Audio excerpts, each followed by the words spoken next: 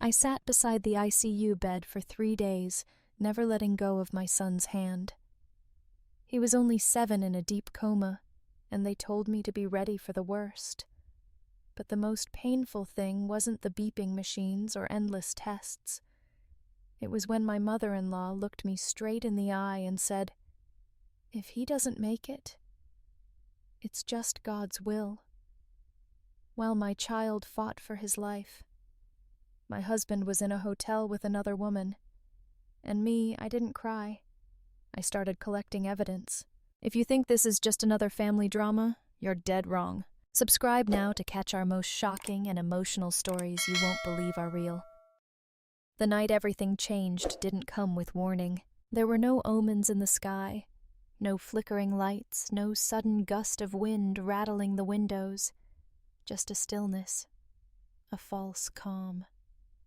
Samantha Miller was folding laundry in the dim light of the bedroom, matching socks that never quite stayed in pairs, and humming a lullaby out of habit more than intention. Liam's favorite, the one with the falling stars. It was a quiet Wednesday, the kind of ordinary evening you forget 5 minutes after it ends. Ethan was on another trip, business critical, he'd said that morning, over half-burnt toast and his 3rd espresso. He hadn't kissed her goodbye. Just muttered something about his flight and the board's expectations. She didn't ask which board. She had stopped asking a long time ago. The baby monitor crackled to life from Liam's room. A dry cough, then another, then silence. Samantha froze. She waited. 1 Mississippi, 2 Mississippi. Then the monitor erupted in a wet, desperate wheeze, Liam's breathing, thick, erratic, unsteady. She dropped the laundry basket clothes spilling across the floor like snapped nerves. She sprinted down the hall, feet bare, heart slamming inside her chest. Liam was curled on his side, tiny hands gripping the sheets, body slick with sweat. His skin pale blotchy. His forehead felt like a stovetop. 104, maybe more. She tried calling his name soft at first, then louder, frantic. His eyes fluttered, rolled. His arms twitched. Then his body jerked like a current had shot through him. A seizure. Her hands trembled, but muscle memory took over. She rolled him gently to his side, tucked a pillow to brace his head, whispered over and over, "It's okay, baby. Mommy's here. Just stay with me. Just stay with me." 911. She snatched the phone. The dispatcher answered. Samantha's voice cracked, but her words were clear. Address, symptoms, urgency. They told her help was on the way, but on the way wasn't fast enough. She wrapped Liam in a blanket, arms trembling, and carried him down the stairs 1 step at a time, murmuring breathless prayers. Her car keys were still in her purse by the door. She didn't put on shoes. She didn't lock the house. The world had narrowed to one thing: get him there alive. The hospital was 13 minutes away. She made it in 9. The emergency room lights were brutal, too bright, too white, too sharp. Nurses moved with choreographed urgency, lifting Liam from her arms, laying him flat, fitting a mask over his face. Machines beeped. Wires were connected. Questions were asked too fast, too many. Has he had a fever? Yes. Any prior history of seizures? No. When did the symptoms start? Tonight, just tonight. Someone tried to lead her to a seat, offered her water. She shook her head. Her eyes locked on Liam. His body so small, so still. The hallway clock ticked so loudly it sounded cruel. Samantha pulled out her phone and dialed Ethan. Voicemail. She tried again. Voicemail. "It's me. It's Liam. He's in the ER. I need you. Please call back." She tried Patricia. This time someone picked up. Samantha. The voice was dry, half asleep. "Do you know what time it is?" "It's Liam," Samantha choked out. "He's in the hospital. He's having seizures." There was a pause. No gasp. No horror. Just silence. Then Patricia sighed. Oh, Samantha's voice cracked. "He might die." "I see. Well, if it's serious, they'll do what they can. The doctors." Samantha couldn't speak. Then Patricia added with the softness of a razor blade wrapped in cotton, "If he doesn't make it, maybe it's for the best. Maybe it'll spare Ethan a lifetime of burden." The sentence shattered something inside her. She didn't scream, didn't cry. She just stared ahead, her lips parted breath, shallow. Patricia continued, her voice calm, distant, clinical. "You know God doesn't give more than we can handle. If he's calling Liam home, then—" Samantha hung up, not violently, just deliberately. She dropped the phone onto the floor beside her, face down. A nurse walked by and glanced at her, then paused. "Ma'am, you okay?" Samantha nodded, though her eyes were glass. She wasn't okay, but she wasn't breaking. She was recalibrating. Inside the ICU, Liam's chart had been clipped to the end of the bed. Words like sepsis and critical and neuromonitoring screamed in fine print. The machines blinked like indifferent eyes. She touched his hand. It was limp but warm. "Mommy's here, okay? We're not done. Not yet." The nurse returned. "He's stable for now," she said softly. "We've got him sedated. The next few hours are important." Samantha nodded. "I'm not leaving." "You don't have to." The room grew still again, filled with the slow rhythm of machines and the sound of Samantha's breath holding steady, like a vow. She looked down at her son's face. Lashes clumped from sweat. Cheeks, flushed lips slightly parted behind the oxygen mask, and whispered more to herself than to him, "I will burn every bridge before I let them bury you alone." And in that moment she wasn't just a mother anymore. She was a line in the sand, a boundary no one would cross again without consequence. The room was cold. The clock on the wall ticked to 500 a.m., and Samantha Miller began to remember everything. The pediatric ICU at Rose Hill Memorial was nothing like the rest of the hospital. It was quieter, dimmer, more sterile. The kind of quiet that didn't comfort, it watched.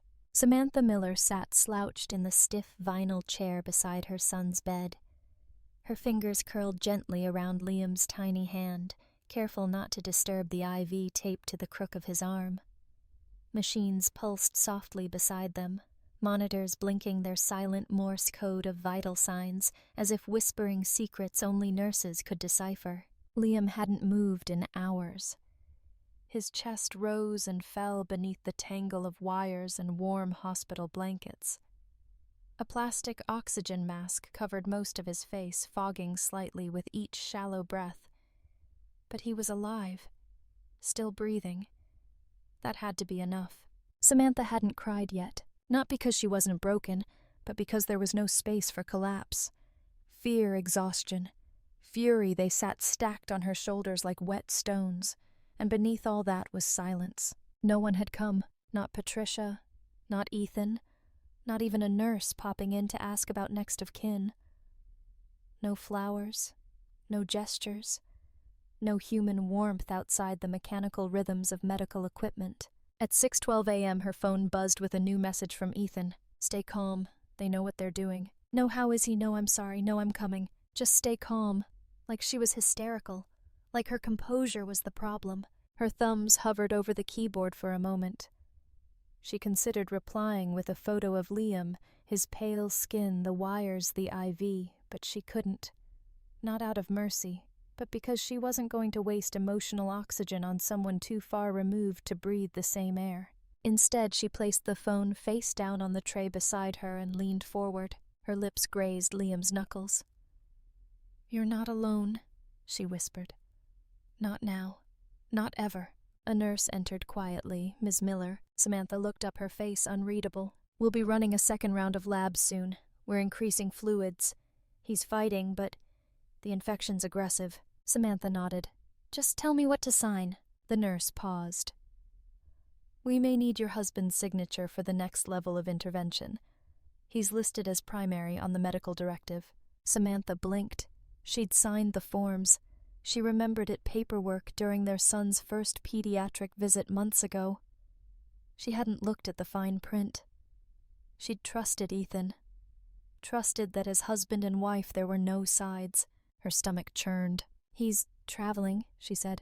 "Well," the nurse offered gently, If we can get verbal consent, we can move forward with some protocols in the meantime. Samantha nodded. I'll call him. She hated how steady her voice sounded, like she wasn't crumbling inside. She waited until the nurse left before picking up her phone again. The screen was smudged with fingerprint streaks and desperation. She hit dial. It rang twice before connecting. His face filled the screen, poorly lit, framed in warm yellow light. It wasn't a hotel room. Ethan looked surprised. Sam, what's... There was a voice behind him. A female voice.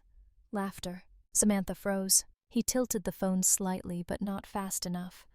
She saw a shoulder, a wine glass, the curve of a bare leg. Where are you? She asked. He paused, blinked. Out west. San Diego. You know this. I told you last week. You said business. Board meetings. Yeah, well, things shifted. They added a dinner. Samantha stared into the screen, into his eyes that couldn't quite meet hers. She didn't ask who she was. She didn't scream. She didn't need to. The silence between them did the math. Liam needs authorization for a higher intervention, she said calmly. They need your consent. Ethan ran a hand through his hair. Okay, I'll call in. No, she said sharply.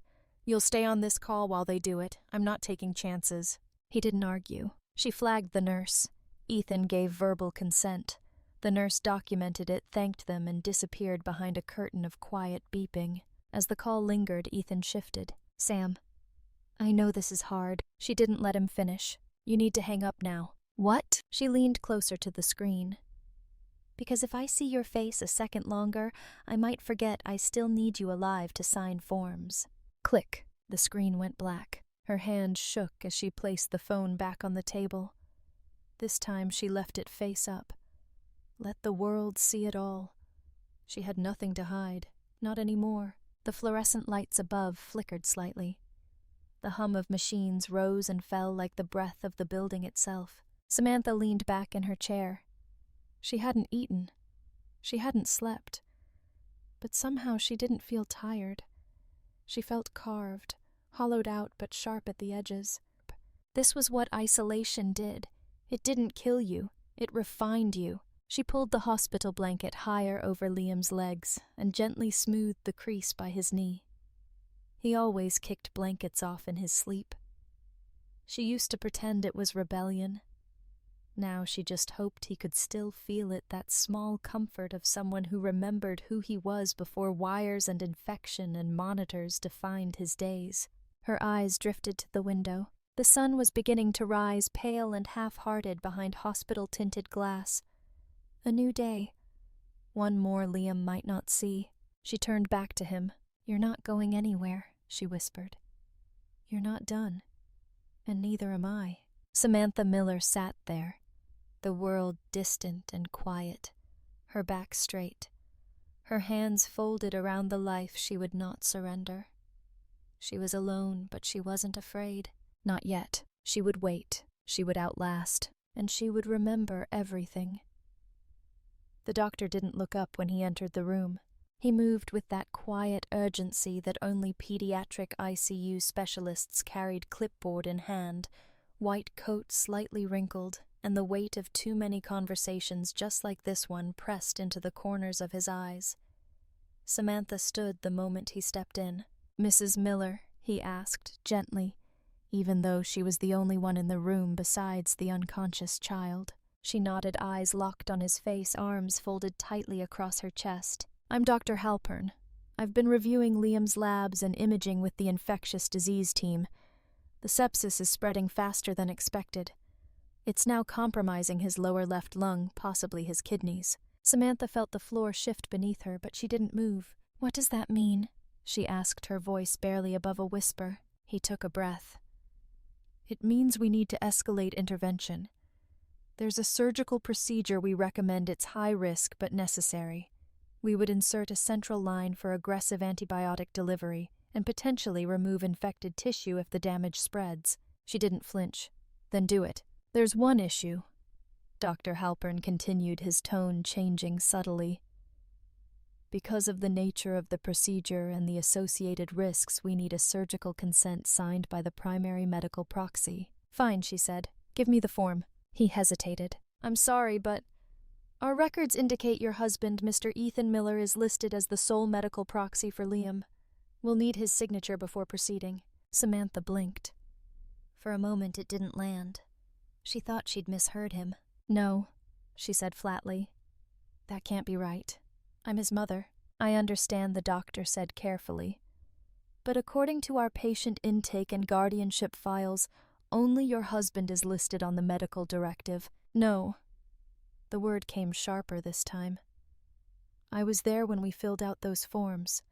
We signed them together. I remember. Dr. Halpern looked genuinely empathetic. Perhaps you did, but what's on file only reflects his name. She stared at him.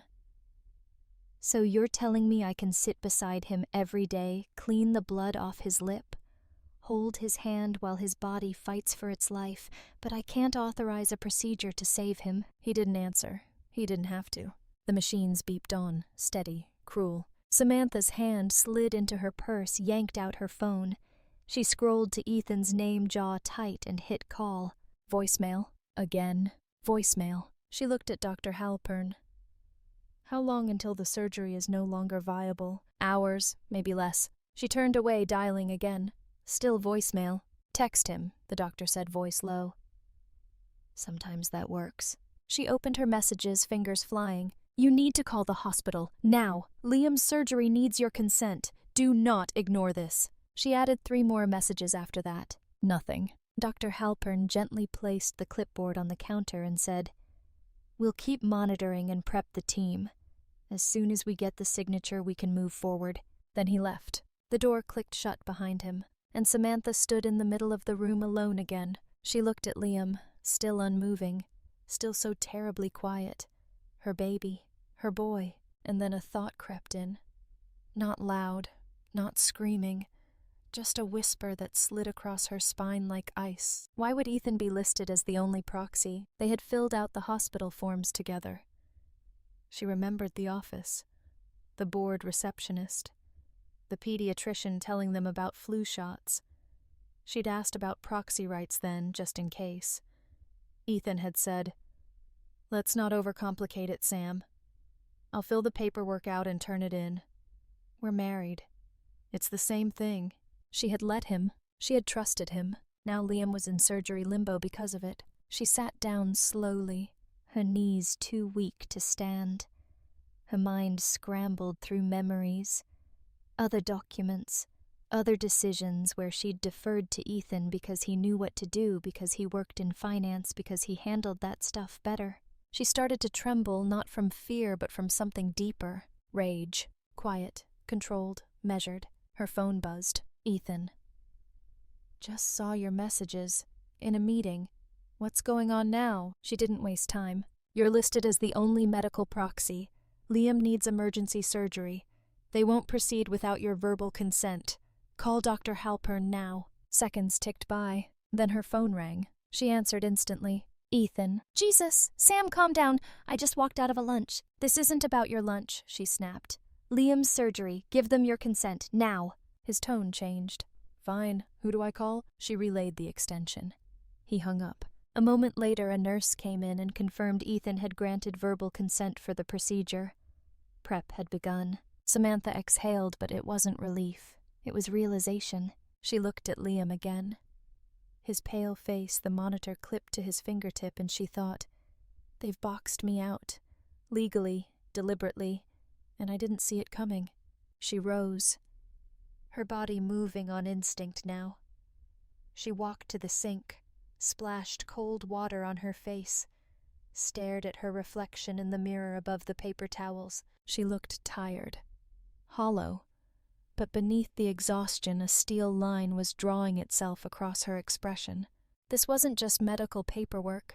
This was a pattern, a system, a cage, and she had signed the lock into place with her own trusting hands. She didn't cry. She didn't panic. She reached for her purse, pulled out her tablet, and opened her email. There were years of digital dust sitting in her inbox, documents, contracts, family files Ethan had forwarded over the years. She searched her folders, and then buried under a mass of tax files and financial plans, she found it Guardianship and Proxy Miller Family, PDF. She opened it. Page 2. Medical Proxy, Ethan Miller, Sole Désigné. Samantha stared at the line below it, secondary proxy blank. She had missed it. She had let him handle it, and now her name wasn't anywhere on the most important decision in their son's life. As the surgical team rolled Liam's bed out of the ICU, Samantha stood aside, silent, unreadable. She placed her hand over her son's bent down close and whispered into his ear, "I'm still here, but now I'm watching everything." She stood tall as the doors swung shut behind him, and in her eyes sharp, unforgiving something new had taken root. Suspicion, and it would never go back to sleep. It started with the manila envelope. Samantha remembered the day it showed up on their kitchen counter like a piece of mail that had somehow wandered into the wrong home. It was thick. Too many pages for anything casual. Ethan had dropped it there before heading out, his voice almost careless as he reached for his protein shake. "Hey, babe," he'd said, barely glancing up. "Can you just sign those before noon? It's the estate stuff. Legal formality. I already reviewed everything." She'd been making Liam's lunch peanut butter on wheat with the crusts cut off. She remembered looking at the envelope, then back at Ethan, her hands still sticky with jelly. "Shouldn't we go over it together?" she'd asked. He waved her off. "It's boilerplate. Just retitling some assets, restructuring for tax efficiency." "You trust me, right?" She had. God, she had. She had wiped her hands on a towel, opened the packet, and scanned the first page. It was in legalese terms she didn't quite understand but looked familiar. Words like beneficiary transfer of ownership and irrevocable trust. She hadn't studied law. She studied sociology. She'd always let Ethan handle the paperwork. That was the first time. There had been others. There was the dinner where Ethan's parents, Patricia and Leonard, announced their intention to consolidate the family holdings. Samantha had been invited but excluded. She'd walked into the living room during a quiet moment, carrying a plate of mini quiches she had made just in time to hear Patricia murmur, "She's lovely, but not strategic." Strategic, like she was a liability, a sentimental weak link in a room full of wolves. Ethan hadn't corrected his mother. He hadn't even looked at Samantha. He'd just reached for his wine. Then there was the charity gala, some benefit for children's cancer research. Samantha had worn a pale blue gown and spent most of the night at the far end of the ballroom, sipping from a champagne flute and listening to women with perfect hair talk about ski vacations. Ethan had vanished halfway through the night, reappearing only when it was time for the family photo. She hadn't even been asked to stand in. Samantha blinked back to the present. The ICU lights hummed above her. She sat back in the stiff hospital chair beside Liam's empty bed. They had taken him in for surgery 10 minutes ago. She could still feel the warmth of his hand on her palm. The cold absence now was unbearable. Her mind wouldn't stop replaying those moments every time she was brushed aside, dismissed, pacified. And now this. Now she wasn't even listed on her own son's medical documents. She reached for her phone. Her fingers hesitated over the contacts list. She hadn't spoken to him in years. Not since graduation. Not since everything got complicated. Daniel R. Graves. She hovered over the name. He had been the smartest guy in their program. Law review, published before graduation. He'd always worn cardigans, always corrected professors gently when they misquoted a case, and he'd always looked at her like she mattered even when Ethan didn't. Samantha exhaled, then tapped call. It rang twice, then a voice. Deeper than she remembered, but unmistakable. "This is Daniel." There was a beat of silence. "It's Samantha," she said. A pause. Then Sam. She hadn't realized how much she needed to hear someone say her name like that. Like she was still human. "Hey," she breathed. "I know it's been a while, but I need help. And I didn't know who else to call." Daniel didn't hesitate. "Where are you?" "Rose Hill Memorial, Pediatric ICU." That was all she needed to say. "I'll be there in an hour," he said. "Do not sign anything. Do not answer questions alone. Keep every document. I'm on my way." She ended the call and stared at the phone screen. There it was again, the first flicker of something that hadn't touched her in weeks. Agency. She stood and walked to the corner of the room where her coat hung. She rifled through the pockets and pulled out a folded document, a copy of the insurance application Ethan had asked her to sign last year. He'd claimed it was for Liam's college fund. It wasn't. The language on page 3 designated Ethan as the sole beneficiary not just of the policy, but of any assets linked to it. Samantha felt her mouth go dry. She had never asked, never pushed back, never wanted to rock the boat. But now the boat was on fire and her son was barely breathing below deck. She sat again, the document trembling in her hands. Her mind spun through every small detail she'd overlooked. The way Ethan redirected questions. The way Patricia always controlled the narrative. The whispered conversations that went silent the moment she entered a room. It wasn't just about trust. It was about erasure. Deliberate, quiet, strategic. She picked up her phone again and opened her notes app. For the first time in months, she started to write. Medical proxy discrepancy, insurance policy altered. History of exclusion from financial decisions. Potential coercion in estate paperwork. Lack of communication during medical crisis. She stopped, looked at the list. It wasn't just a pattern, it was a case. The door opened behind her. She turned. Daniel stood there slightly out of breath, his tie-loosened briefcase in hand. They looked at each other for a long second. Then she broke, just a little. Her shoulders dropped. Her throat tightened. But she didn't cry. "You came," she whispered. "Of course I did," Daniel replied. "Tell me everything." And so she did. Not all at once. Not with tears. But with precision. Like someone who had been invisible long enough to learn how to observe, document, and finally speak. By the time Liam returned from surgery, Samantha wasn't just a mother anymore. She was a witness, and with Daniel beside her, she was about to become something else. A plaintiff. Daniel spread the documents across the small, sterile conference table, the kind hospitals reserved for family discussions that always ended with someone crying. But there were no tears in this room. Only fluorescent lighting, thin coffee, and a woman who looked like she hadn't blinked in an hour. Samantha sat opposite him, arms crossed tightly across her chest, shoulders hunched like she was bracing for a blow that had already landed. Her eyes scanned every page as Daniel flipped through the legal files, his brow furrowed in concentration. "Here," he said suddenly, tapping the edge of a notarized form. She leaned forward. "This is a financial delegation form. It gives Ethan power of attorney over shared accounts. But this signature," he tapped it again, "that's not yours." Samantha's stomach turned. "It looks like my name." "It's a damn good forgery," Daniel muttered, then pulled out his phone. "Hold on." He zoomed in on the signature, then held it side by side with another one she'd signed earlier that day on the hospital intake form. He didn't need to say anything. She saw it. The loop of the S was wrong. The spacing between letters off. A counterfeit masquerading as consent. "This was filed 6 months ago," Daniel said.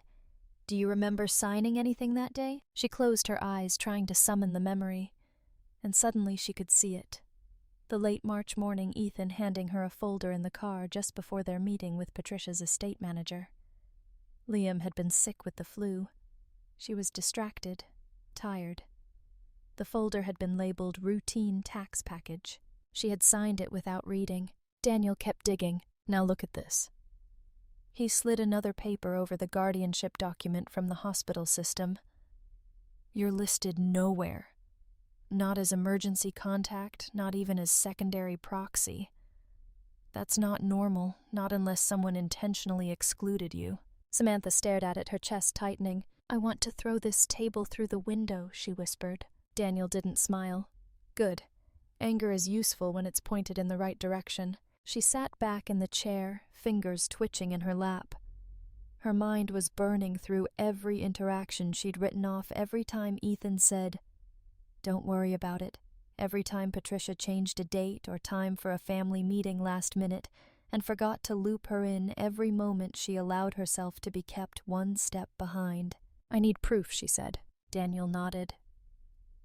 Then we start documenting everything. Medical inconsistencies, witness testimony, camera logs. Let's build the narrative from the inside out. He slid a yellow legal pad across the table. Tell me every interaction you've had in the last 72 hours. No detail is too small. Samantha picked up the pen. The first line she wrote March 2nd, 4:14 a.m. Liam seizes at home.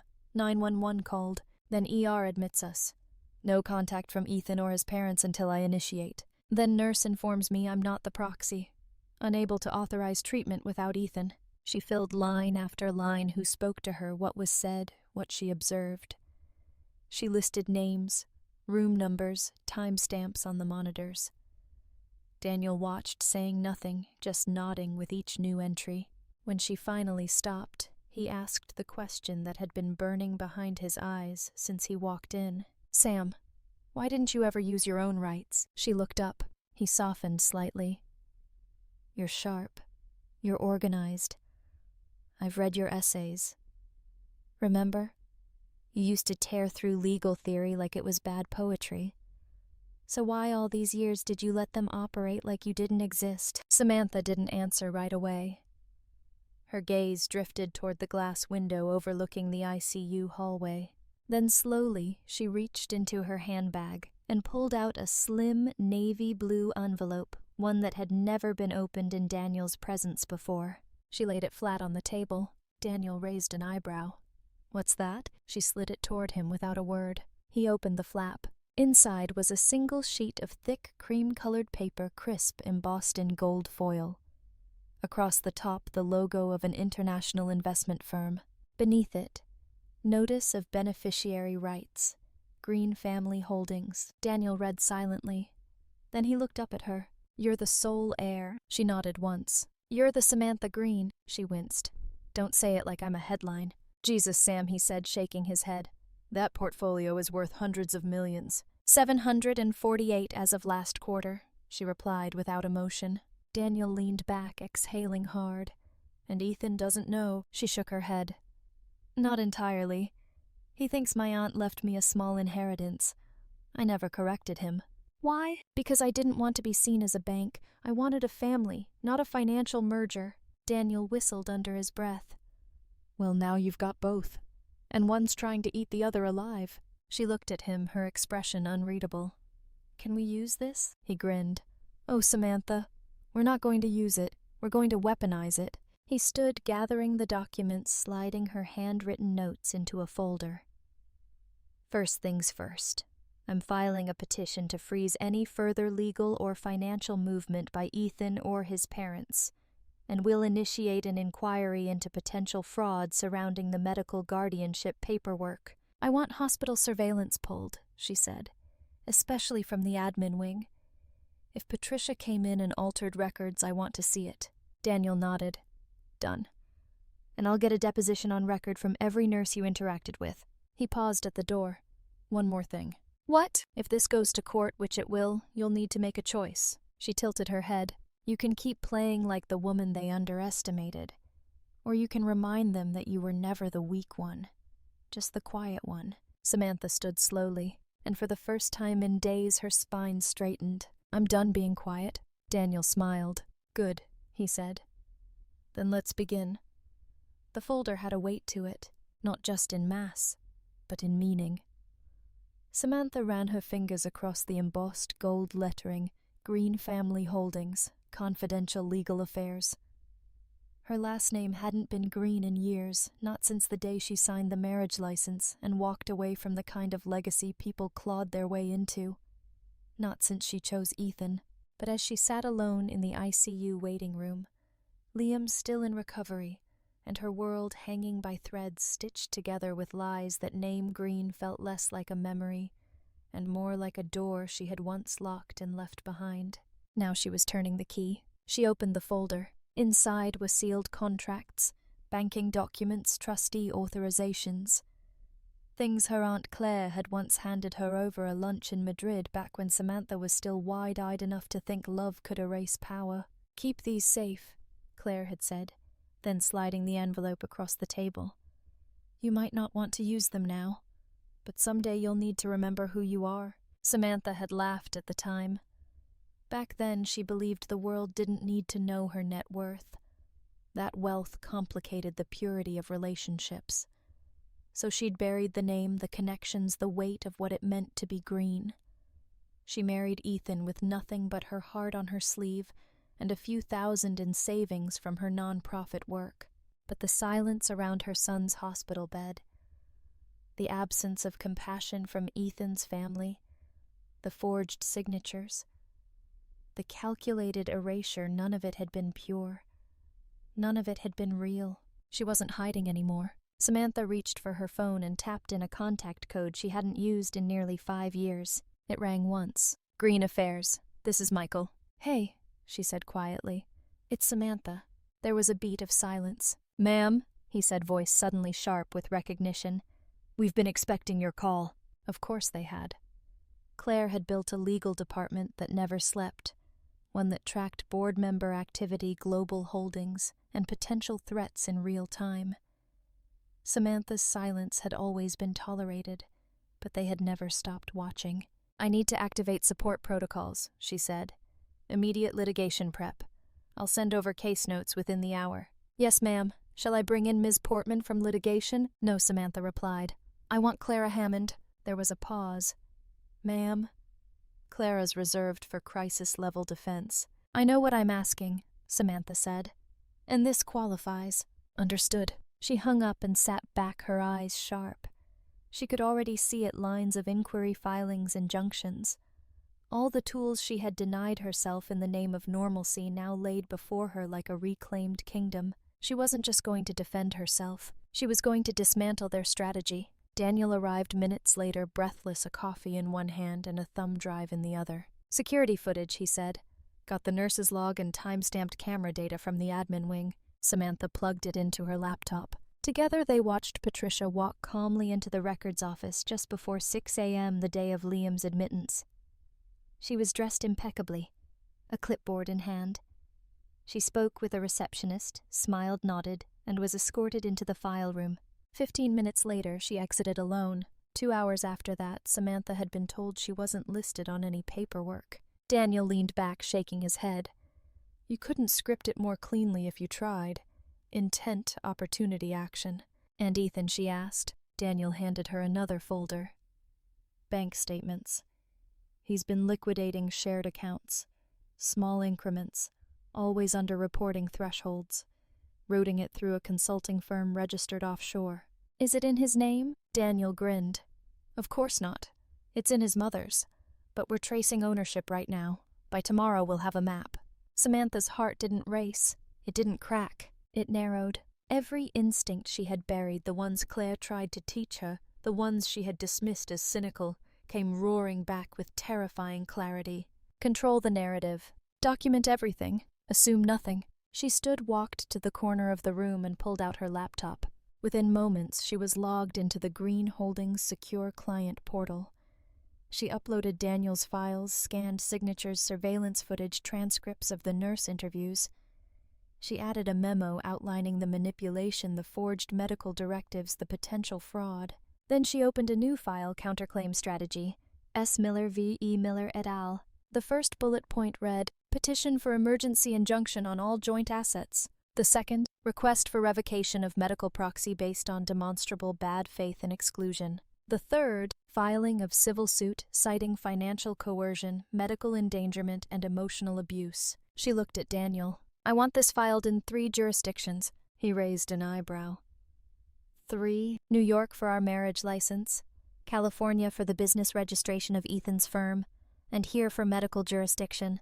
"You're not playing small," he said. Samantha looked him dead in the eye. "They bet everything on the version of me I let them see. But now they've met the version I buried. The one with leverage." Daniel smirked. "Welcome back, Green." She didn't flinch at the name. It didn't feel foreign anymore. "I want full control of this case," she said. "I want every call recorded, every interaction logged, every name documented. I'm not just defending myself, Daniel, I'm taking them apart." She pressed send. Somewhere across the world, the Green Holdings legal team came online. Notifications blinked. Case IDs were generated. Action items appeared like soldiers in formation. She closed the laptop. She had spent years living like a shadow in her own marriage, trusting a man who smiled with half-truths and promised simplicity in exchange for silence. But silence had cost her everything. Now it was their turn to go quiet. Because the woman they'd tried to erase, she had just opened the door. And on the other side was power they never saw coming. The chairs had been rearranged. That was the first thing Samantha noticed when she stepped back into the family waiting lounge outside the ICU. 6 high-backed chairs pulled into a tight semicircle, like some kind of corporate intervention. A cheap tray of cookies sat untouched on a table in the middle, next to a stack of hospital brochures about grieving in faith. The fluorescent light hummed overhead like a warning. Patricia sat dead center, legs crossed, coat folded neatly on her lap. Leonard Ethan's father stood stiffly by the window, pretending to look interested in the parking lot. And Ethan, her husband, was seated to the right of his mother, his phone in his hand, thumb scrolling like this was just another Thursday.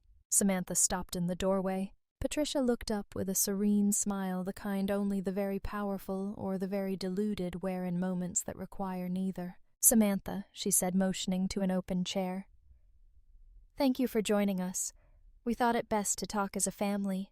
Samantha stepped in, but she didn't sit. "My son just came out of surgery." "We're aware," Patricia said softly, as if that detail were incidental. "And we're grateful for your vigilance. Truly. Which is why we thought now might be a good time to speak calmly as adults about the path forward." "I'm listening," Samantha said, voice flat. Ethan looked up for the first time. "No one's here to attack you," he said, and Samantha nearly laughed at the absurdity of it. Patricia continued.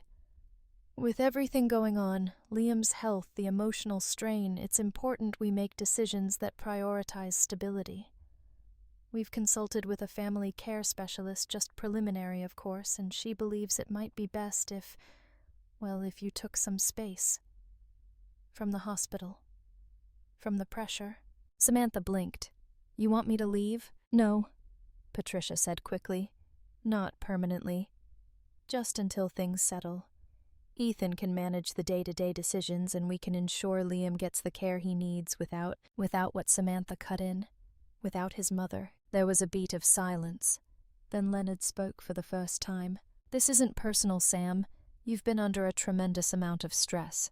You're exhausted. We all see it." She laughed. It was short, sharp, and joyless. "Do you want to know what else I've been doing while being exhausted?" she asked. She reached into her bag and pulled out a folder, sleek black with colored tabs. She tossed it onto the table between the cookies and the pamphlets. "Here's a log of every hour I've spent at Liam's bedside, every vitals report, every medication administered, every time the nurse changed his IV. Want to guess how many of your names show up in those notes?" No one answered. She opened the folder and flipped to the first page. "Ethan, this is the nurse's log from Monday, when you told me you were in back-to-back meetings in Chicago. But the hospital security camera shows you were in San Diego, at a restaurant, with a woman named Kelsey." Ethan's jaw clenched. Samantha turned the page. "Patricia, here's footage of you entering the medical records department at 5:57 a.m. the morning after Liam was admitted. You signed in as family counsel. Want to explain that?" Patricia's expression didn't shift. "I was following up on administrative inconsistencies." "No. You were tampering with legal documents." She reached for her phone, unlocked it, and played a short video. In it, a nurse quietly explained how someone she didn't know who had requested clarification on medical proxy designations and asked how they could be altered retroactively. "I didn't know the camera was recording," the nurse said in the clip. "She seemed official." Samantha paused the video. "I have this testimony signed and time-stamped. I also have the changelog from the hospital's admin system showing the medical file was edited 17 minutes after you left that room." Ethan stood. "This is unnecessary. You're making things worse." "No," she said, stepping closer. What's worse is that while I was holding our son's hand through seizures and sedation, you were filing paperwork to erase me. And now you're sitting here trying to sell me space, like it's compassion when what you really mean is removal."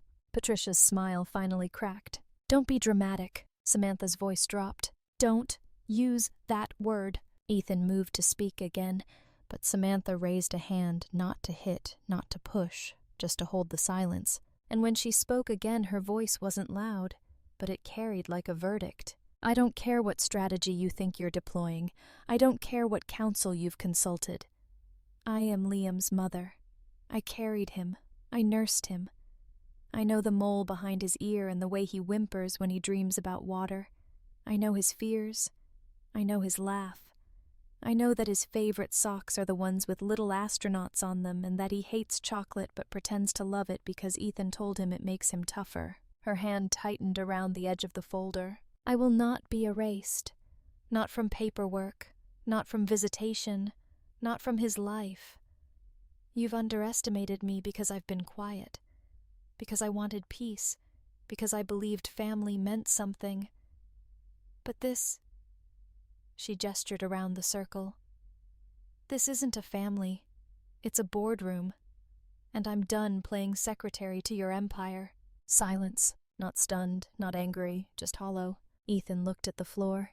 Patricia's eyes narrowed like a chess player realizing she'd miscalculated 3 moves ago. Samantha gathered the folder, tucked it under her arm, and turned toward the door. As she walked out, she said without looking back, "I will not let any of you write me out of my son's story." And the door closed behind her, like the final period at the end of a sentence she should have said years ago. The courthouse air was different from the hospital, colder somehow, cleaner. It smelled of polished wood and stale silence, the kind that hovered above broken families and legal warfare. Samantha sat at the edge of a long bench in the waiting room outside Courtroom 3B. Her hands clasped so tightly in her lap, the skin had gone white. She hadn't cried, not yet. Daniel sat beside her, flipping through a thick folder of printed documents, witness statements, visitation logs, timestamps from hospital security footage. He didn't speak. He didn't have to. They both knew what this morning was. The opening shot. 48 hours earlier, Ethan had filed an emergency motion to remove Samantha as Liam's primary guardian, citing emotional instability and obstruction of medical decisions.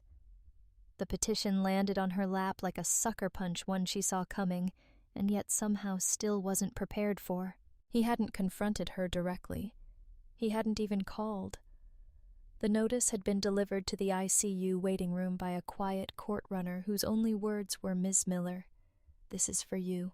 The envelope was thick, the contents venomous. The document painted her as erratic, overwhelmed, and most pointedly dangerous to her child's long-term care. It included an affidavit from Ethan stating she had interfered with physician recommendations, exhibited controlling behavior, and refused to consider alternate care options. Patricia had added a separate statement, cold, professional, littered with passive-aggressive phrases like, "with the utmost concern for Liam's well-being." Samantha hadn't slept since. Now in the hallway outside the courtroom, she stared at the clock as its second hand ticked like a countdown. At 8:59 a.m. the door opened. A clerk in a gray blazer poked her head out. "Case number 47C238, Miller v. Miller. You're up." Samantha stood. Inside the courtroom, Ethan was already seated. His tie was straight, his hair neatly combed, his posture deliberate. Patricia sat behind him in the gallery, hands folded, a vision of solemn concern. Samantha walked in without a word. Daniel followed, nodding at the clerk, then handing the judge a copy of their reply brief. The judge was a man in his 60s with steel-gray hair and a gaze that didn't flinch. He glanced over the paperwork, then looked up. "Let's begin." Ethan's attorney stood first, a woman in her 40s, polished and quick-tongued. She began with a measured tone. "Your Honor, the petitioner. Mr. Ethan Miller seeks emergency temporary guardianship of his minor son due to significant concerns over the child's safety under the mother's care. Our evidence will show that Ms. Samantha Miller has demonstrated erratic behavior, attempted to obstruct medical processes, and created a hostile environment not conducive to the child's recovery. Samantha's jaw tightened. She has refused to acknowledge medical authority. The attorney insisted on overriding care recommendations and failed to communicate with the father, despite his repeated efforts to remain involved. Lies, all of it, but strategic lies twisted from truths she couldn't deny. She had refused Ethan's involvement. Because Ethan hadn't been involved, she had asked questions the doctors didn't like. Because the system had locked her out. They were using her resistance as evidence of instability. When the attorney finished, Daniel rose slowly. "Your Honor," he said calmly, "we contend that this motion is not only unfounded, but malicious in intent. We will show clear evidence of parental alienation, deliberate fraud, regarding medical proxy documentation, and orchestrated attempts to remove Ms. Miller from decisions directly affecting her child's survival." He stepped forward, placing a binder on the judge's desk. This includes footage of the petitioner's absence from key medical events, security logs showing the respondent's continuous presence in the ICU, and corroborated testimony from hospital staff confirming the respondent has never missed a physician consultation. The judge flipped through the binder, eyes sharp. Samantha stayed silent. Her hands trembled beneath the table hidden beneath her legal pad, but her face remained composed. She watched Ethan, how he never looked at her, how his lawyer occasionally whispered things to him that made him nod stone-faced. The judge finally looked up. "We're here today for emergency relief, not a final ruling. This courtroom does not take the removal of a parent lightly. Therefore, I will allow for a formal investigation before issuing a decision." Relief bloomed like a fragile flower in her chest. Then the judge continued. "In the meantime, both parties will retain joint medical decision rights. No unilateral changes to the child's care may be made, and neither parent is to limit access or communication unless advised by hospital administration." Samantha swallowed hard. Joint decision-making. With a man who forged her out of the first medical file. She could feel Patricia's satisfaction behind her like static in the air. The judge's gavel hit the desk with a quiet but final thunk. Court adjourned. Everyone stood. Ethan's lawyer began gathering her files. Ethan finally looked across the aisle just for a second. There was no triumph in his face, just calculation. Like a man testing a system and watching it bend without breaking. Samantha didn't look away. She turned to Daniel as they stepped into the hallway. "This isn't a delay," she said. "It's a test run. They're checking how far they can go before I break." Daniel nodded. "Let them. The investigation works in our favor." She breathed slowly. "I need affidavits from the ICU nurses," she said. "And I want the full change log from Liam's medical file, every edit, every login." "You'll have it by tonight," Daniel replied. She started walking. This wasn't over. The courtroom hadn't offered a victory, but it had given her something else, something sharper. Time. And Samantha Miller had learned the cost of time. Now she was going to make every second count. The file name was nothing special. Just a timestamp. REC/031204 AM, Wave. Buried deep in the hospital's internal security log, embedded within a folder no one had touched in days. It was the night shift nurse who found it, Jillian, a quiet woman in her 30s, with tired eyes and a reputation for watching everything without saying much.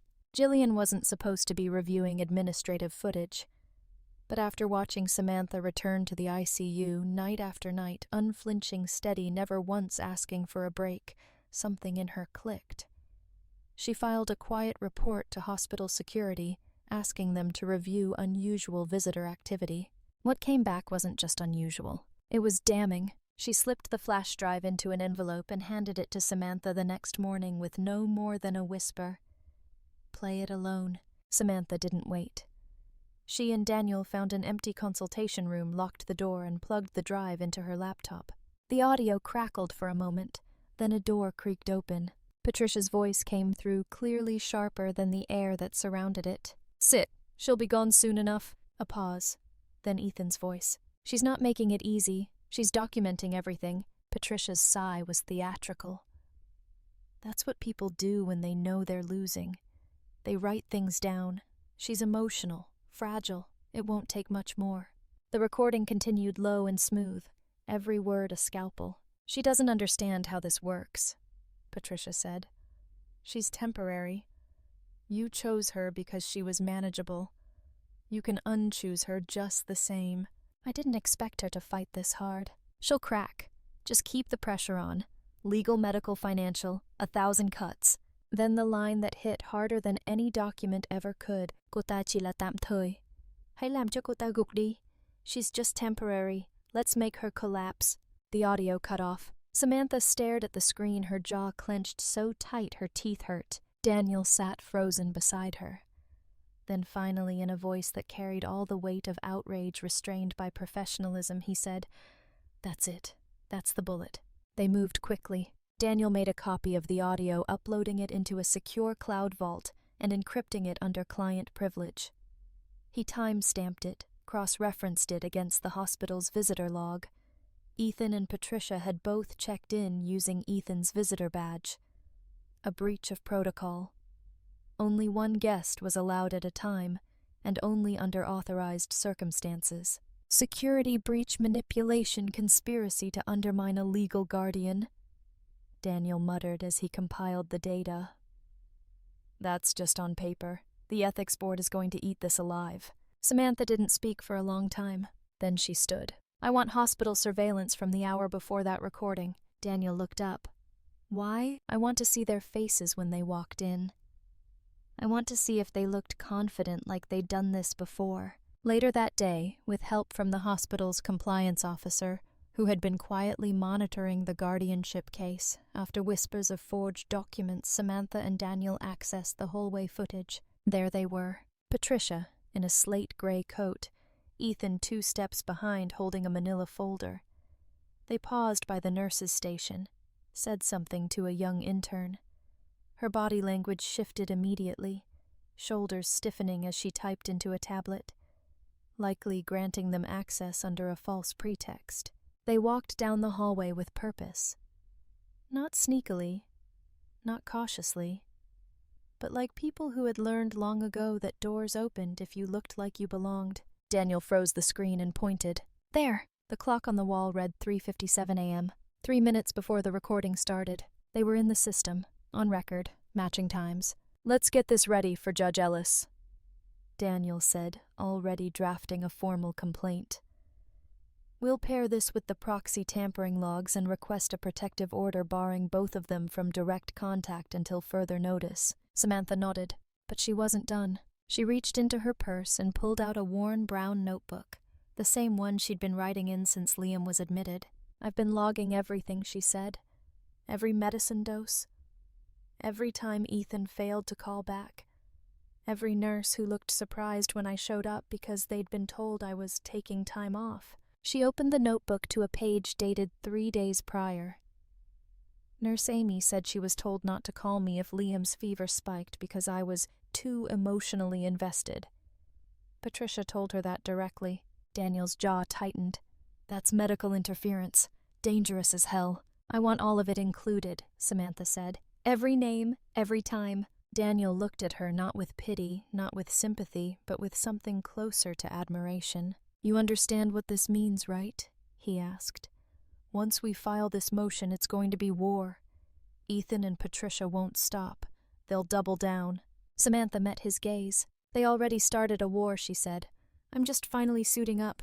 The following morning, Daniel filed the initial report with the court intentional medical interference and legal manipulation against primary guardian Samantha Miller. Attached were the full recording, the hallway footage, the proxy manipulation log with time-stamped admin edits, the notebook scanned, transcribed, and notarized. Judge Ellis responded within hours, issuing a temporary order of limited access against both Ethan and Patricia pending investigation. And just like that, the tide shifted. The hospital staff, once politely neutral, grew colder toward Ethan.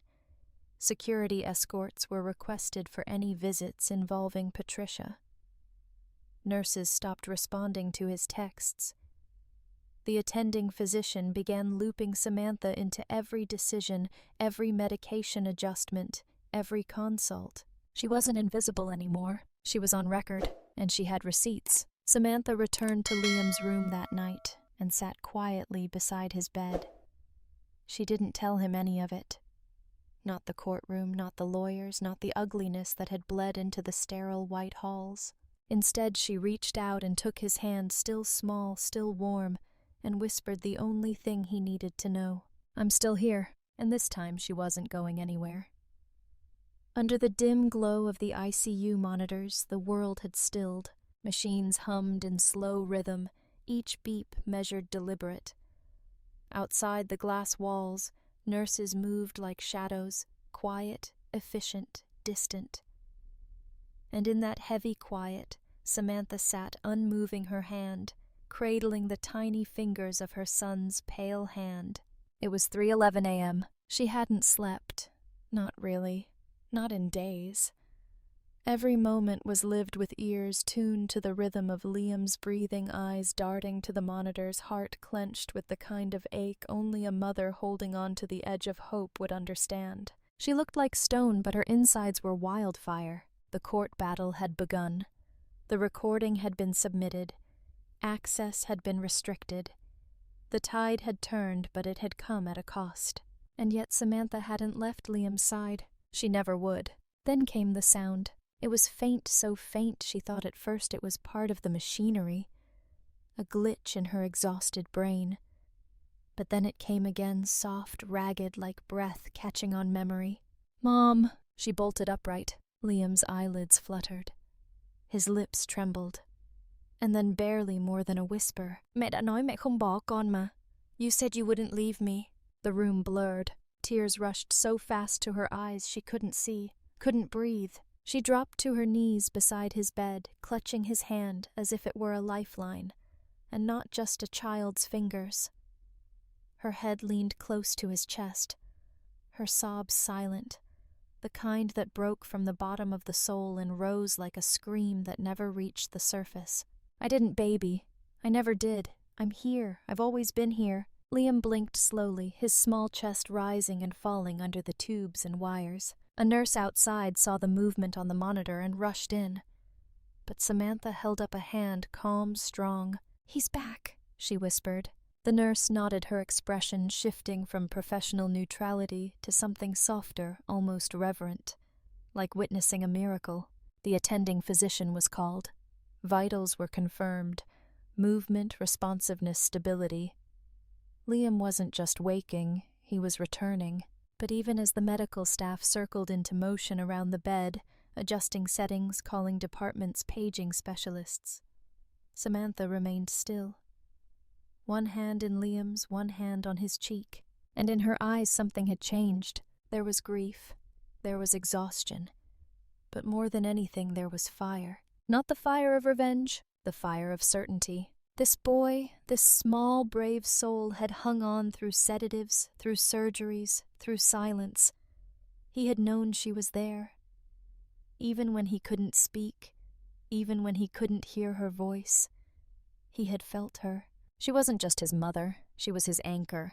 Her tears stopped, her hands stilled, her back straightened. And in that moment, Samantha Miller wasn't fighting for survival anymore. She was standing for victory.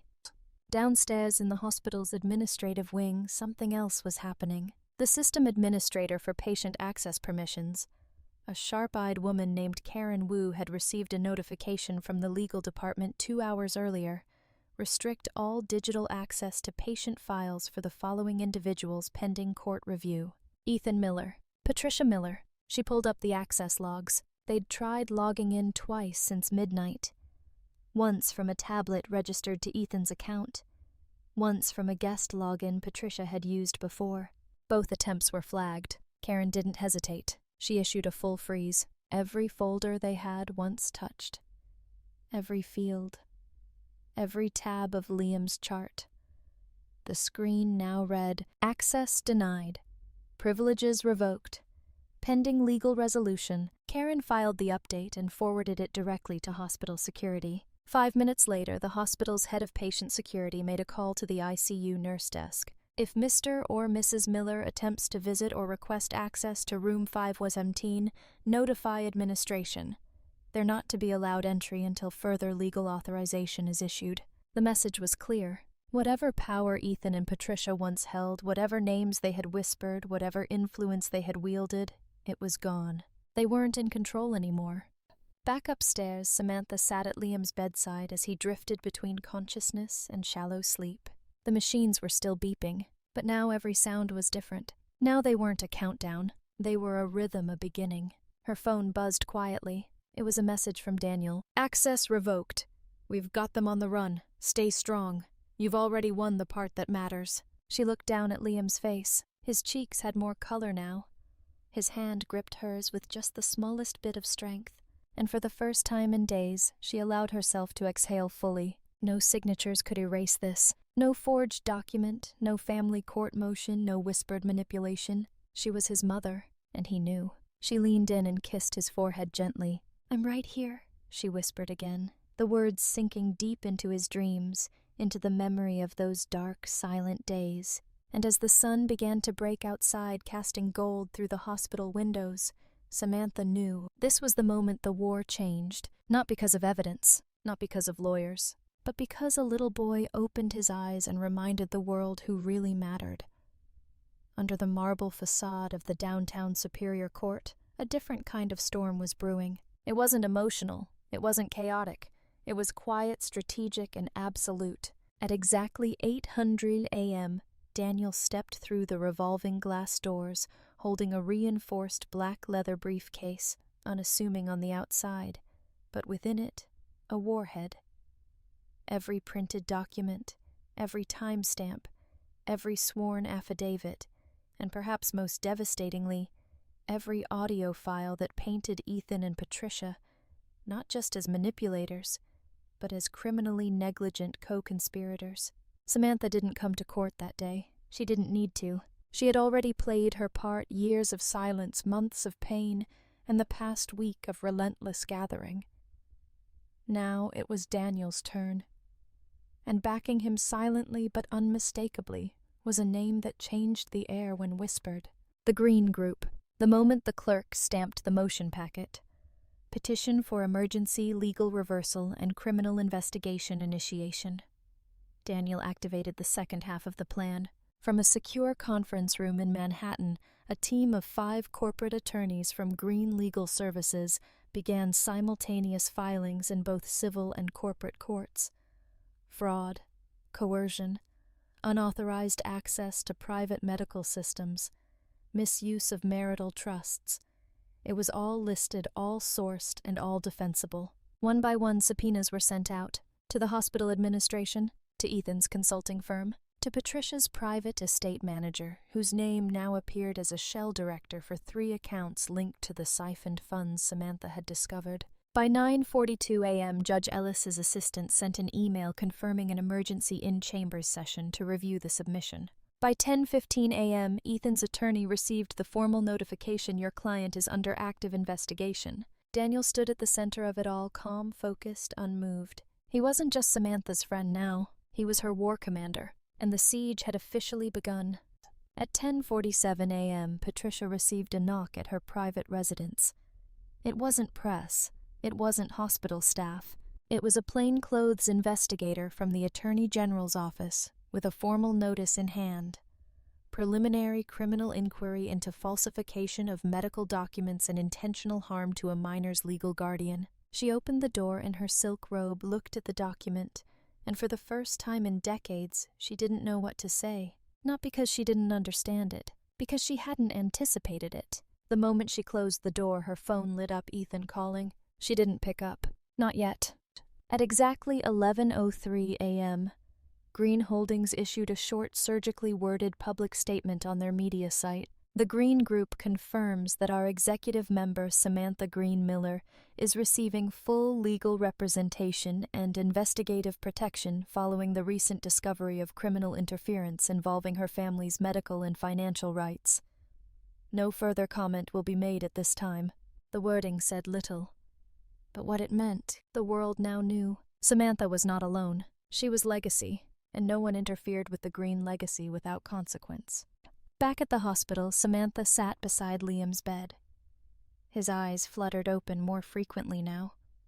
The nurses smiled more easily when they walked past the room. The energy was different, warmer, realer.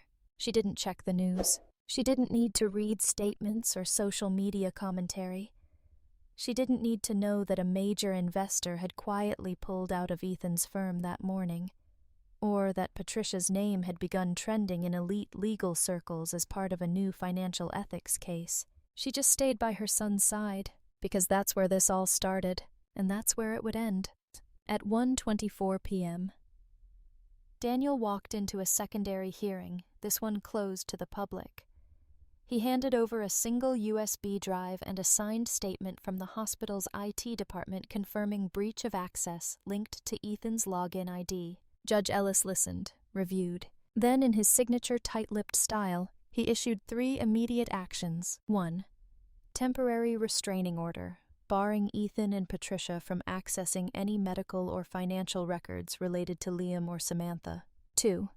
Protective custody clause enforcing 500 feet distance from the hospital or Samantha's residence. 3. Referral to county prosecutor for formal review of potential criminal charges. No raised voices, no objections. Just law. Cold, sharp, final. Daniel nodded once. The damage had been inflicted, and for the first time since that first terrifying night when Liam was rushed in with seizures, the balance of power was no longer tilted by deception. It was held clearly righteously by Samantha.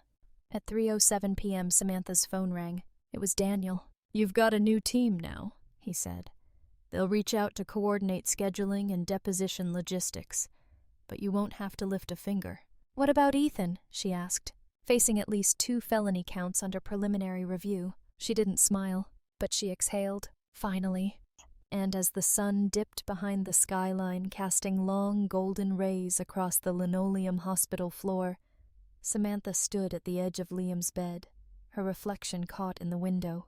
For years she had been made small, dismissed, controlled, outsmarted, but now she was something else, something Ethan and Patricia never planned for. Not vengeful, not broken, just undeniably powerful and backed by something greater than money or legacy. Truth. And for once, truth wasn't quiet. It had documents, it had timestamps, it had lawyers, and it had her. Courtroom 6A was packed. The air inside had the density of something about to split in two, like a fault line had opened beneath the polished wood floors, and no one was sure which side they'd be standing on when it cracked. Lawyers shuffled papers with trembling fingers. Court staff whispered behind monitors. Even the gallery, usually reserved for a few silent observers, was unusually full. The word had spread, the green group air, the forged medical files, the mother erased, the child nearly lost. Now the verdict. Samantha walked in through the side entrance composed in a tailored navy suit, hair pulled into a clean twist. She didn't carry a briefcase. Daniel did that. She didn't wear makeup beyond the bare minimum. Her expression didn't need help. Her face told the story of every sleepless night and every suppressed scream she had survived. Ethan was already seated. His suit was pristine. His watch glinted in the light. But the confidence, the cool arrogance that used to accompany him like cologne was gone. He didn't look at Samantha, not once. Patricia sat stiffly beside him, her usual icy grace now frozen in a different way. Fragile. Cracked. Judge Ellis entered robes billowing like thunderclouds. Everyone stood. The session began. This court has reviewed the urgent motion and supporting evidence submitted by counsel representing Ms. Samantha Miller as well as the counterfilings by the legal team of Mr. Ethan Miller. The judge opened. Today's proceedings will focus on 3 central allegations. 1. Unauthorized alteration of medical guardian documentation. 2. Deliberate intent to destabilize the legal mother's custodial authority. And 3. Perjury via forged statements submitted to this court. He looked up, eyes sharp. "You may proceed, Mr. Dorsey." Daniel stood quiet, thunder wrapped in calm. He began with the group chat transcript, the one Ethan had forgotten about. The family's private messaging thread, extracted legally via a subpoena served to the phone service provider. The messages appeared on the screen blown up in the courtroom projector. "Patricia. She's crumbling. Just keep pushing. Ethan kotas esupsomtoi. She'll break soon. Patricia. Once she's out, we clean the slate. Ethan. Delete the hospital edits after." There was an audible gasp from the back of the courtroom. Samantha didn't move. She kept her eyes on the judge. Daniel continued. These messages were time-stamped just one day before Mr. Miller filed the emergency custody petition. They illustrate premeditation, collusion, and direct intent to psychologically and legally dismantle the respondent. He turned to the next slide. It was a copy of Liam's proxy authorization form, the one that had originally locked Samantha out of medical decisions. On the top right corner, Patricia's signature, a calm cursive. "Your Honor, here is the signature provided by Mrs. Patricia Miller to the hospital's medical records department." Then Daniel revealed a forensic handwriting analysis signed by a court-approved expert, proving the signature had been traced over an earlier version signed by Samantha months earlier using specialized ink erasure. It was a forgery, an erasure, a calculated deception to remove Ms. Miller's name and replace it with their own directives. Patricia flinched. Ethan finally looked up, but not at Samantha. He looked at his mother. It was a small movement, but sharp, like a fault line cracking. The judge leaned forward. "I have reviewed this evidence personally. I have verified the witness affidavits, the video logs, and the hospital's internal access records." His voice dropped. "I have also reviewed the testimony of Nurse Gillian Reyes, who confirmed she was instructed by Mrs. Miller to delay notifications to the child's mother in case of a crisis on record under oath." Silence. Judge Ellis straightened. "In light of this evidence, I am issuing the following rulings effective immediately. 1. The court recognizes Ms. Samantha Miller as the sole legal guardian of Liam Miller. 2. Mr. Ethan Miller is hereby stripped of all custodial rights pending future evaluation. No visitation without court-supervised arrangements. 3. Mrs. Patricia Miller is to be referred to the district attorney's office for criminal investigation into document forgery and conspiracy to interfere with legal guardianship." Gasps broke again. Ethan buried his face in his hands, but Samantha did not react, not even a blink, because the real victory wasn't in the punishment. It was in the acknowledgement. She had been erased, dismissed, doubted. Now she stood in the full light of truth, recognized, protected, and unbreakable. The judge looked directly at her. "This court apologizes, Ms. Miller. You should have never had to fight this hard to remain your child's mother." Samantha finally spoke. Her voice was low, but it rang through every corner of the room. "I never stopped being his mother, Your Honor. Not for 1 second. The gavel came down. Case closed. History rewritten. The war ended. But not by screaming, by standing.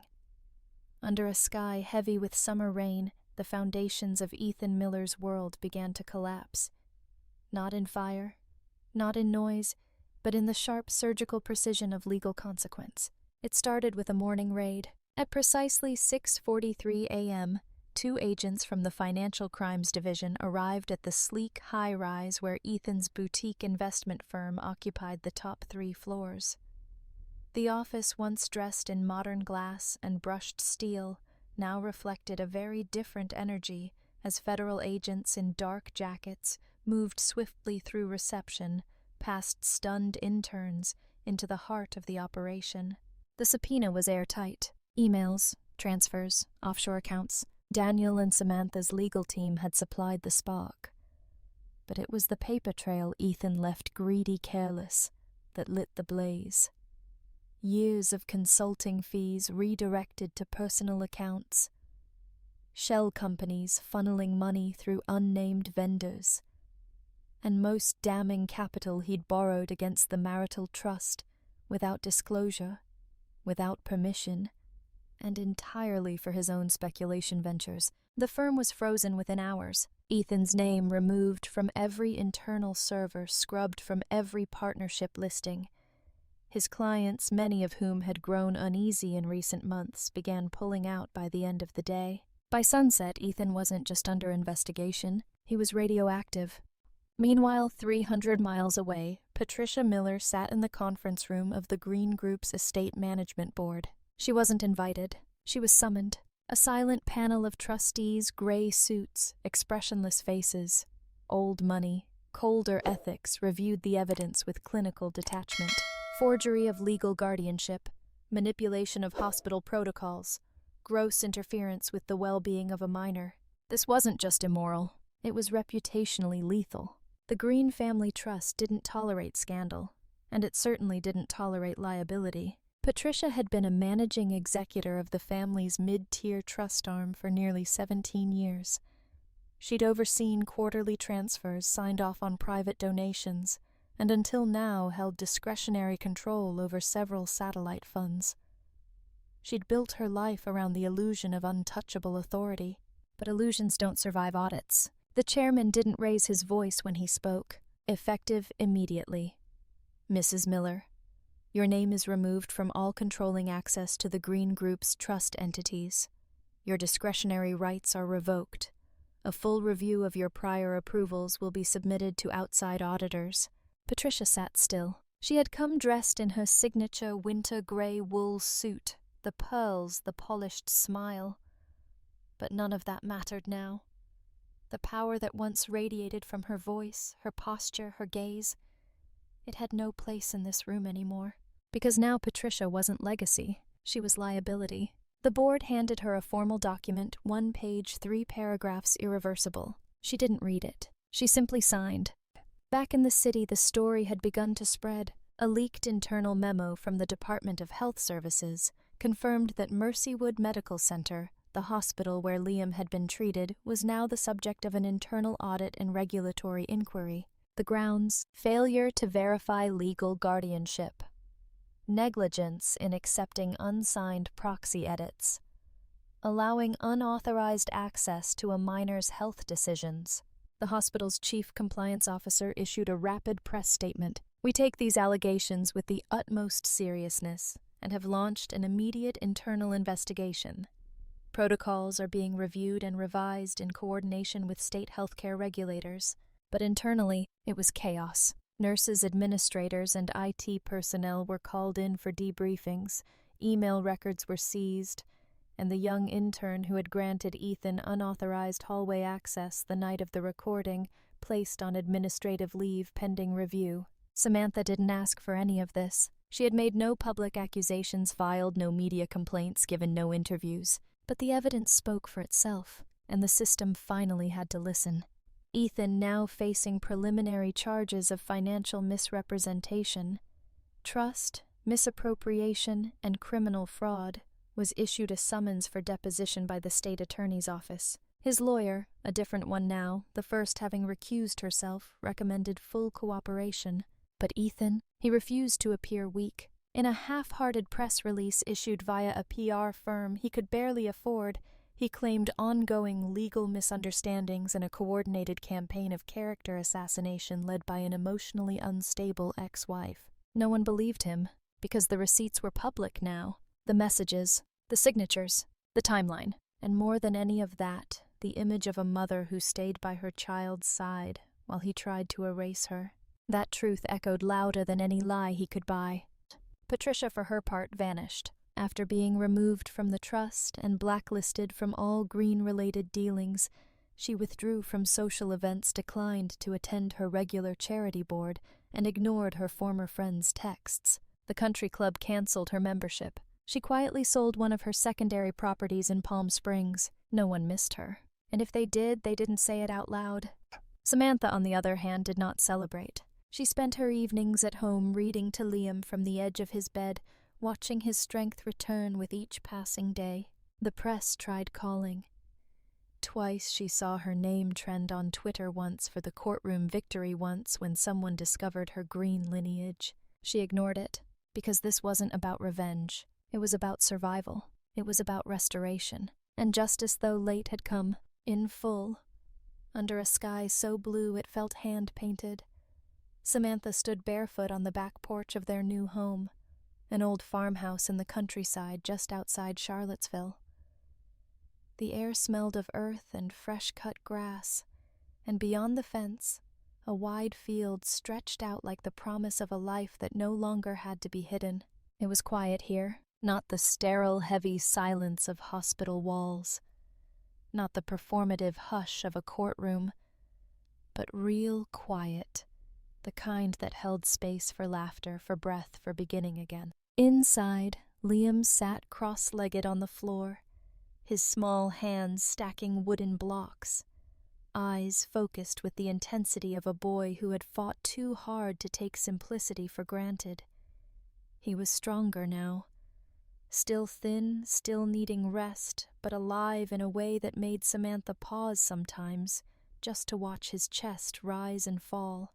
Every morning he woke with new questions, new light in his eyes, and every time he called her Mom, it landed deeper than any courtroom ruling ever could.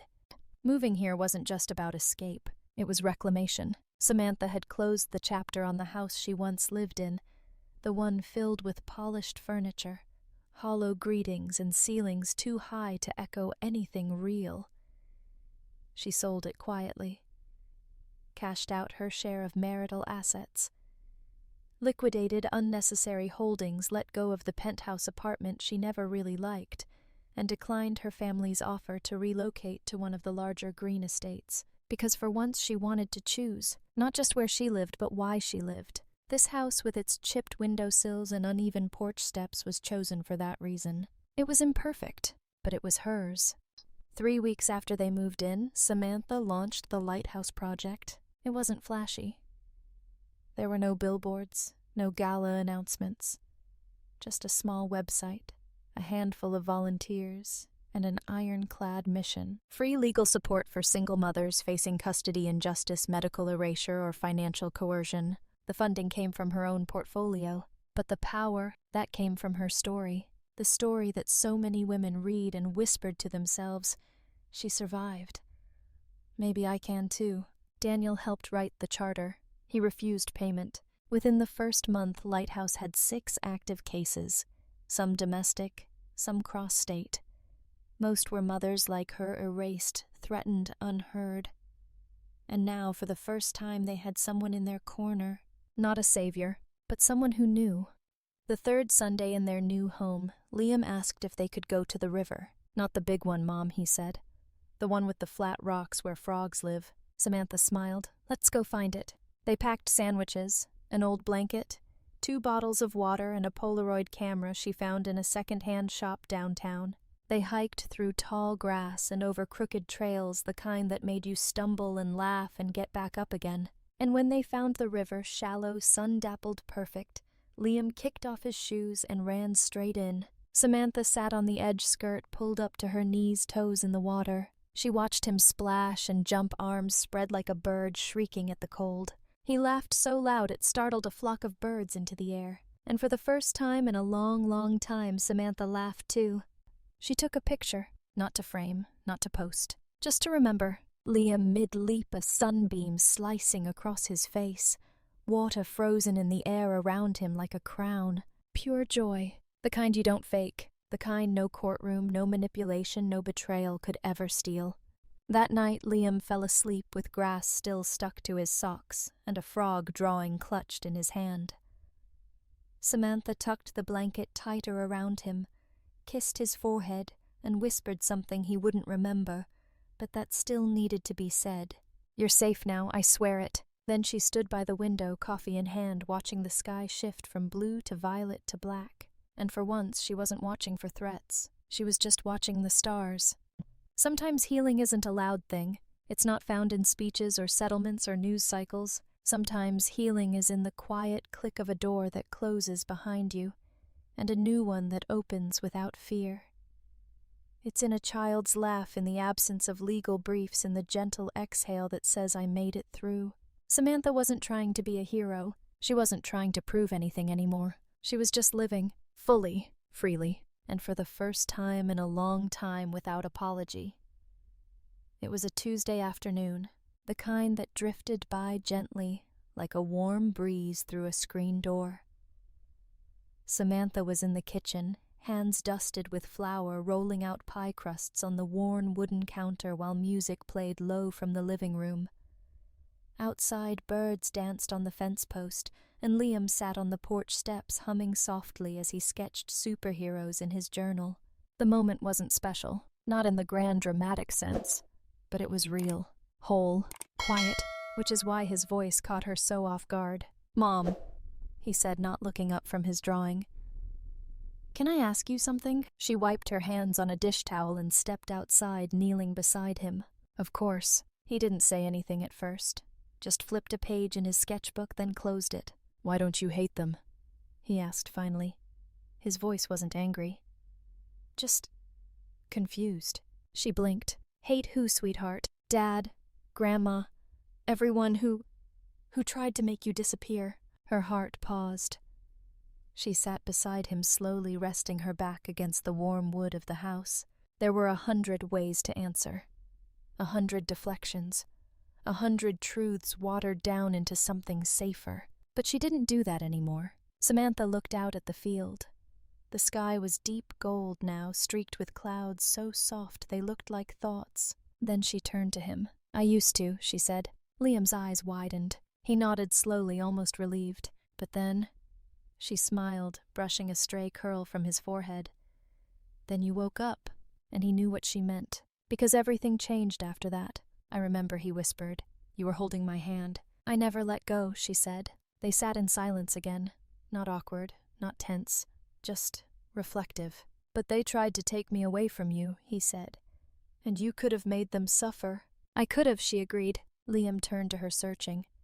"So why didn't you?" Her answer was soft, steady. "Because I don't live to punish people, Liam. I live to show you that no matter what's broken, trust family.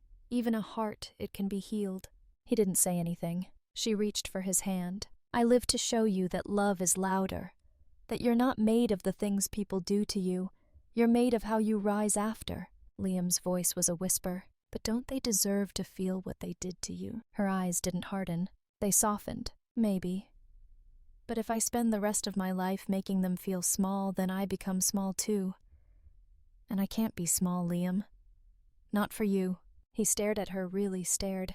And in that moment, he wasn't just a boy recovering from a coma or a child sketching superheroes. He was a soul, wide open, absorbing the blueprint of what it means to love without revenge. "Then why do you live?" he asked. She smiled, not the practiced smile of the courtroom or the guarded one she wore for the press, but the quiet, knowing smile of someone who had stood at the edge of despair and turned back by choice. "I live so that you can see. She said that you deserve to be loved without conditions, that you're worth staying for, that no matter how dark it gets, love doesn't give up." Liam leaned into her. She wrapped her arms around him and held him tight. They stayed that way until the sun dipped behind the hills and the air turned cool. And as the world shifted into night, Samantha knew she had just planted something deeper than justice or vengeance. She had planted resilience, a lesson not taught in courtrooms or boardrooms, but in moments like this, raw, simple, unshakable. Love wasn't weakness. It was choice, and in choosing not to hate Samantha gave her son a map out of bitterness, a path toward something stronger, healing, and the kind of strength no one could steal. The room wasn't large, a modest event space tucked behind the city's public library, lit by warm ceiling lamps and sunlight that filtered through tall windows. No stage, no press, just folding chairs arranged in a semicircle and a standing mic resting on a metal base. It wasn't the kind of place where you'd expect someone to reclaim their power, but that's exactly what was happening. Samantha stood at the front, hands resting lightly on the podium, her voice calm, but carrying like a drumbeat through the silence. The people before her weren't strangers. They were survivors. Mothers, social workers, legal advocates. Some were young. Some were weathered. All of them had eyes fixed on her as if she were speaking a piece of their own unfinished story. She didn't read from a script. Her truth didn't need paper. "I've sat in courtrooms," she began, "where people who had never held my child dared to decide who I was. I've stood in hospital hallways while others tried to erase me with the stroke of a pen. A pause. But I'm still here. Murmurs rippled across the room. I used to believe that strength was loud, she said. That it looked like fury or vengeance. And sometimes it is.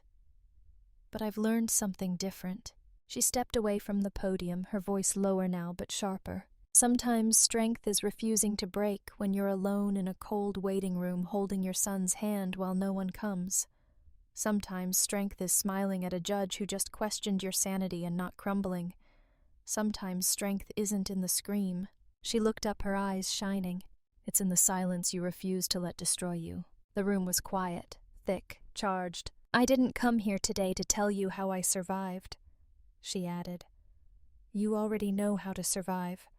You've been doing it for years. I came here to remind you your voice matters even if no one claps when you speak. Your story is yours. No one gets to rewrite it without your permission. She stepped back to the mic. And if anyone ever tells you that you're too much, remind them it took everything in you just to stay.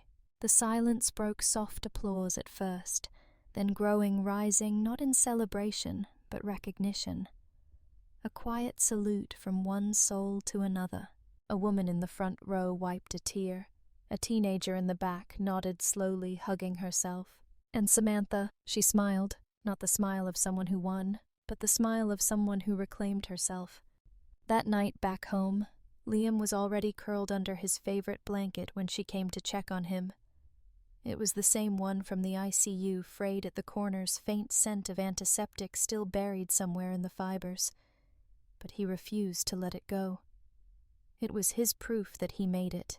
He was asleep, one arm wrapped around the blanket mouth, slightly open eyelashes resting like feathers against his cheeks. Samantha knelt beside the bed and just watched, not worried, not haunted, just present. She brushed a hand over his hair, kissed his forehead gently, then sat on the edge of the bed, fingers tracing the edge of the blanket that had once been the only warmth between her and collapse. She whispered something, even though he couldn't hear. I'm proud of you. Then she turned off the lamp and stepped into the hallway where the soft, yellow light glowed from the kitchen, and the night air crept through the windows like a sigh. She stood for a moment in the doorway, letting the quiet wrap around her, not like a cage, but a promise. This was peace, hard-earned, bloody, undeniable.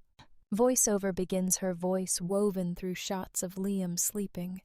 The wind moving through the curtains and stars glinting beyond the glass. They told me I'd fall apart, that I'd fade, disappear, be forgotten.